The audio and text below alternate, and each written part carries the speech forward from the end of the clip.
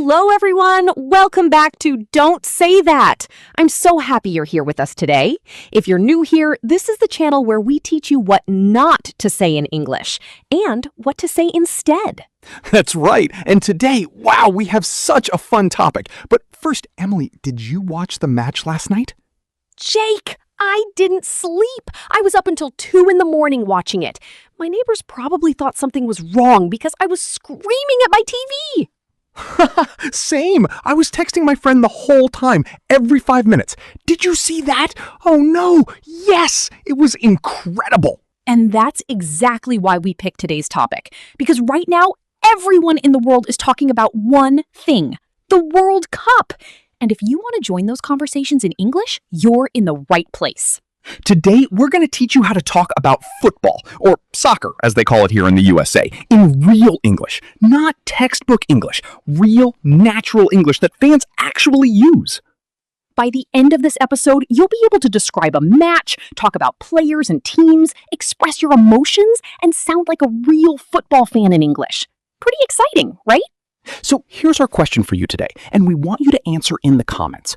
Which country are you supporting in the World Cup? Tell us, write your country's name and one reason why you love them. We read every single comment. We really do. And while you're there, please hit that subscribe button for Don't Say That so you never miss an episode. Okay, Jake, let's kick off. See what she did there? Kick off. That's actually our first football phrase. Let's get into it. All right, let's start from the very beginning. You're sitting down to watch a World Cup match. The game is about to start. What's the first thing you say? Well, in English, when a football match begins, we don't say the game starts. We say the match kicks off. Kick off. So you can say, what time does the match kick off? Or the match kicks off at 8 o'clock. And that's something really important. In American English, people often say soccer instead of football. So don't be confused if you hear both. A football fan from Brazil will say football. An American fan will say soccer. Both are correct. Now, let's talk about what happens during the match. The two teams play on a pitch. P-I-T-C-H. Don't say they play on the ground or they play on the grass. Say they play on the pitch. And in the World Cup, each match has 2 halves, the first half and the second half. Each half is 45 minutes, so you might hear it's still 0-0 at halftime. Halftime is the break in the middle of the match. Now, here's where a lot of English learners make a mistake.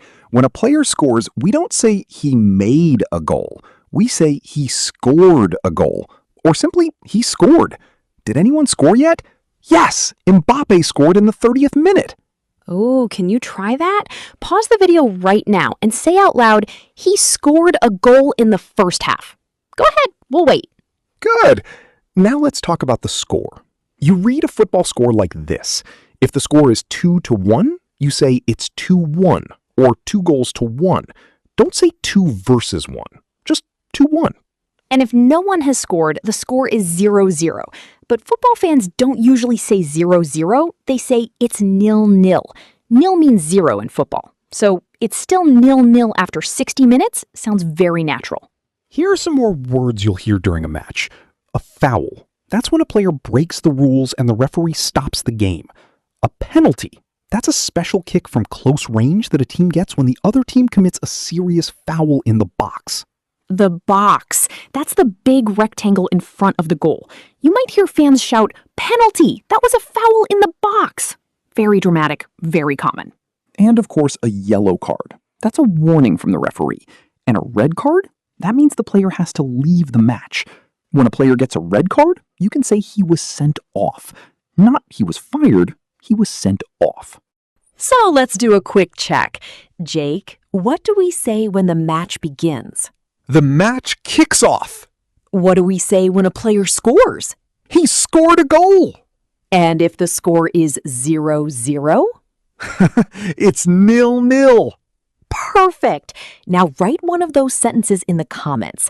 Tell us, the match kicks off at... Fill in the time of a match you're watching. We want to see your sentences down there.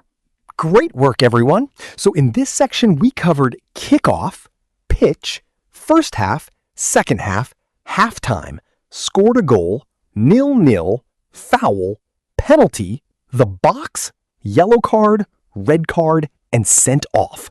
That's a lot of great vocabulary. Let's keep going. Okay, now here's the fun part. You know the vocabulary, but how do you actually react in English when something exciting happens in the match? Because football is emotional. So emotional.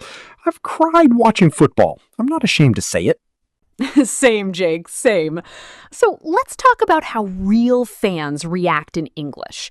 First, the most important moment. Your team scores a goal. What do you say?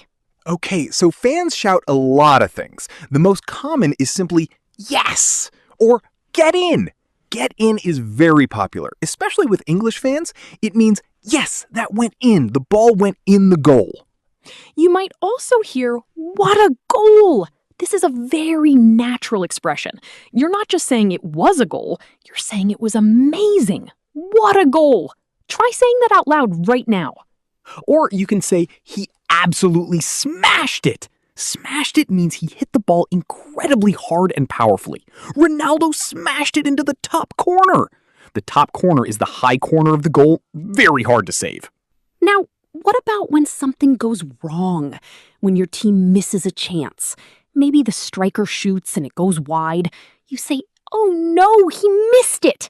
Or, so close. So close means it almost went in but didn't. Or he should have scored that. This is when a player had an easy chance and didn't score. He should have scored that. It means that was an easy goal. Why didn't he put it in? You can also say, what a miss! This is the opposite of what a goal. It means it was an incredibly bad miss. You're shocked he didn't score. Now, what about the goalkeeper? When the goalkeeper makes an amazing save, stopping a goal, you say, what a save! Or, he kept it out. Kept it out means the goalkeeper stopped the ball from going into the goal. Here's a real conversation you might have while watching with friends. I'll be a fan watching with Jake. Ready? Ready. Oh no, they're through on goal. He shoots. Yes! Get in! What a goal! Oh wow, he absolutely smashed it. Did you see that? Top corner. I can't believe it. What a goal! The goalkeeper had no chance. That was incredible. I need a minute. See how natural that sounds? You can use all of those phrases tonight if you're watching a match. Now, let's talk about formal versus informal. If you're texting a friend, you might write, what a goal, with all capitals. Very informal. But if you're talking to a colleague at work the next day, you might say, did you watch the match last night? That goal in the second half was absolutely incredible. Both are correct. You just adjust your energy depending on who you're talking to. Here's your practice task. Think of your team's best goal ever, or your favorite World Cup goal of all time. Write a sentence in the comments describing it using our new phrases. For example, Messi scored in the second half. What a goal! He absolutely smashed it. We love reading those. It's also good practice because you're writing about something you genuinely care about, and that helps you remember the English. So in this section, we covered get in, what a goal, smashed it, top corner, so close, he should have scored that, what a miss, what a save, kept it out, and had no chance. Brilliant expressions. You're sounding like a real fan now. Now let's zoom out from the match itself and talk about the bigger picture, the World Cup tournament. Because when you're chatting with people at work, at school, or at a party, you don't just talk about one match. You talk about teams, groups, and who's going to win. And this is where a lot of learners feel unsure about their English. They know what they want to say, but they're not sure how to say it naturally. So let's fix that. First, let's talk about teams. In the World Cup, teams are put into groups first. You might say Brazil are in Group D, or England came first in their group. Notice in football English, teams are often treated as plural. We say Brazil are, not Brazil is. This sounds strange, but it's very common in British and football English. Yes, this confuses a lot of learners. You'll hear Argentina are looking strong this tournament, or France were incredible last night. The team name is plural. Try not to say Brazil is. It sounds a little unnatural to football fans. After the group stage comes the knockout rounds. The round of 16, the quarterfinals, the semifinals, and the final. These are important words. They made it to the quarterfinals. Made it to means they reached that stage successfully. And if a team loses, they go out. Germany went out in the group stage, or they were knocked out in the semifinals. Knocked out means eliminated. They lost and can't continue. Some other useful phrases. If a team is playing really well, you say they're in great form. Form means how well a team is performing recently. Spain are in great form right now. If a team is struggling, you say they're out of form, or they've been poor this tournament. And when people predict who will win, they say, I think Brazil are going to win it again. Or, my money's on France. My money's on? That's a really natural expression, meaning I believe this team will win. Ooh, I like that one. Can you use it? Pause and say, my money's on. Put your team's name there. Say it out loud. Now let's talk about players. You don't just say he's good. You say he's in incredible form. Or he's been the best player of the tournament so far. Or he's world class. World class means one of the best in the world. Mbappe is absolutely world class. And if someone plays badly, you don't say he's bad today. You say he had a poor game, or he was off the pace today. Off the pace means he was slower and less sharp than usual. First, when someone asks you about the World Cup, start with your prediction. I think blank are going to win it. Second, add a reason, because they've got world-class players in every position. Third, ask them back. What do you think? Who's your money on? That 3-step formula works in any conversation about football. It keeps the conversation going, and it sounds so natural. Now, here's our third comment prompt for this section. Tell us, who do you think is going to win the World Cup? And who is the best player of the tournament in your opinion? Write it in the comments. We want to know your predictions. We actually love seeing all the different opinions. Last time we asked a question like this, we had over 200 comments. You guys are amazing. So to review, group stage, knockout rounds, round of 16, quarterfinals, semifinals, final. Made it to, knocked out, went out, in great form, out of form. My money's on, world class, had a poor game, off the pace. Great phrases for real football conversations. Okay, now it's time for our favorite section, common mistakes. And honestly, Jake and I have made all of these mistakes ourselves, so don't feel bad if you recognize some of them. Oh, absolutely. I once said something in English at a football watch party, and everyone looked at me like, what did he just say? Very embarrassing. Let's save you from that. Mistake number 1, saying he did a goal instead of he scored a goal. This is so common. In English, you score a goal. You don't do a goal, make a goal, or give a goal. You score it. Ronaldo scored twice in the second half. Always score. Here's the wrong version. He did a beautiful goal in the last minute. Here's the correct version. He scored a beautiful goal in the last minute. The rest of the sentence is perfect. Just change did to scored. Mistake number 3, saying the referee gave a penalty to the team. This is understandable, but it's not quite natural. We say the referee awarded a penalty. Awarded. Or more casually, they got a penalty. Not received a penalty, just got a penalty. Can you say the correct version out loud? Go ahead. Wrong. The referee gave a penalty to Brazil. Correct. Brazil were awarded a penalty. Or casually, Brazil got a penalty. Can you say the correct version out loud? Go ahead. Mistake number 3, saying the match was very exciting from the beginning to the end. This is grammatically correct, but no football fan actually says this. It sounds like a homework essay.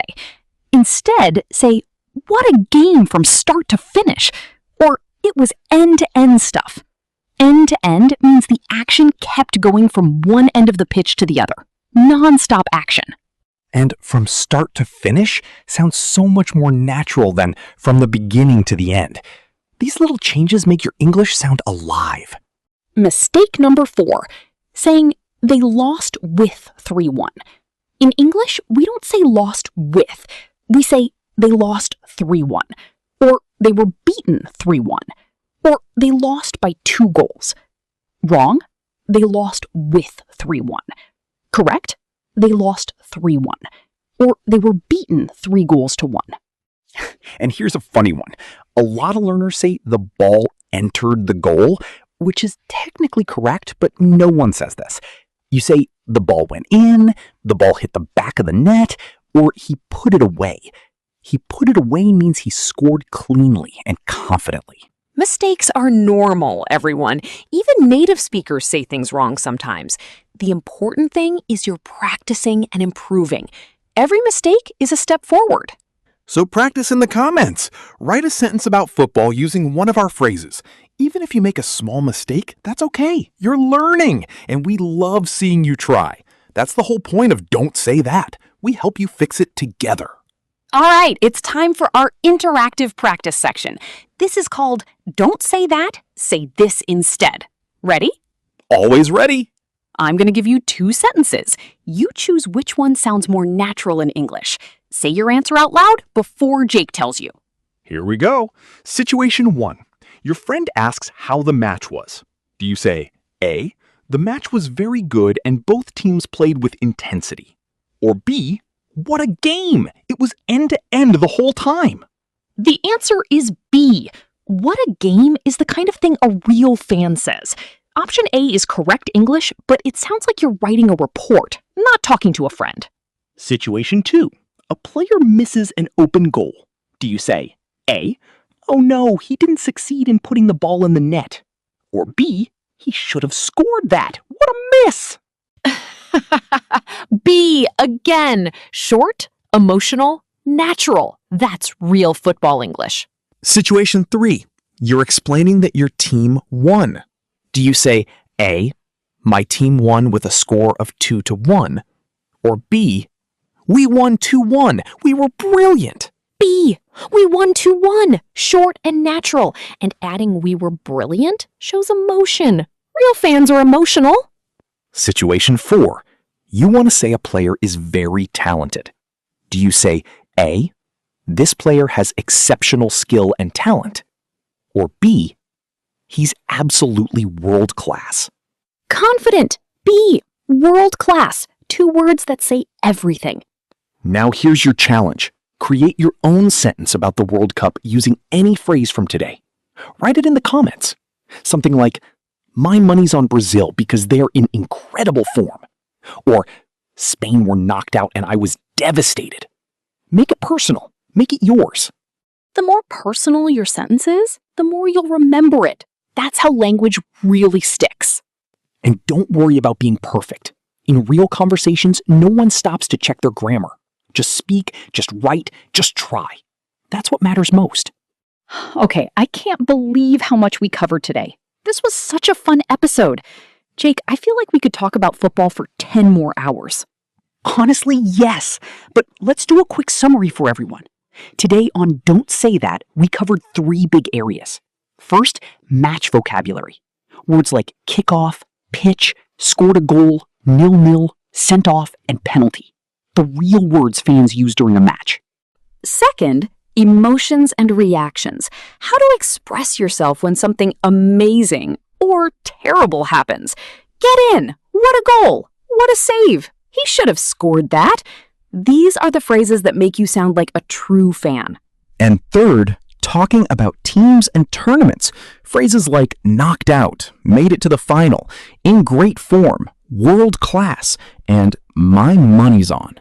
The language of football conversations. Now, here's a little reflection question for you. Think about the last time you watched a football match. Can you describe what happened in English using today's phrases? Try it, even just in your head. You might surprise yourself. And here's our final comment question for today. And this is a big one. If you could watch one World Cup match with any 2 players from history, past or present, who would you choose and why? Tell us in the comments. We want to see your dream teams. Please share this episode with a friend who loves football and is learning English. It's such a perfect combination. And if you enjoyed today, give us a like. It helps Don't Say That reach more learners around the world. And subscribe if you haven't already. We put out new episodes every week, and we work really hard to make each one fun, useful, and real. You're not just learning English here, you're learning the English people actually speak. Thank you so much for spending this time with us. You're amazing. Keep practicing, keep watching football, and keep speaking English. From all of us at Don't Say That, see you next time.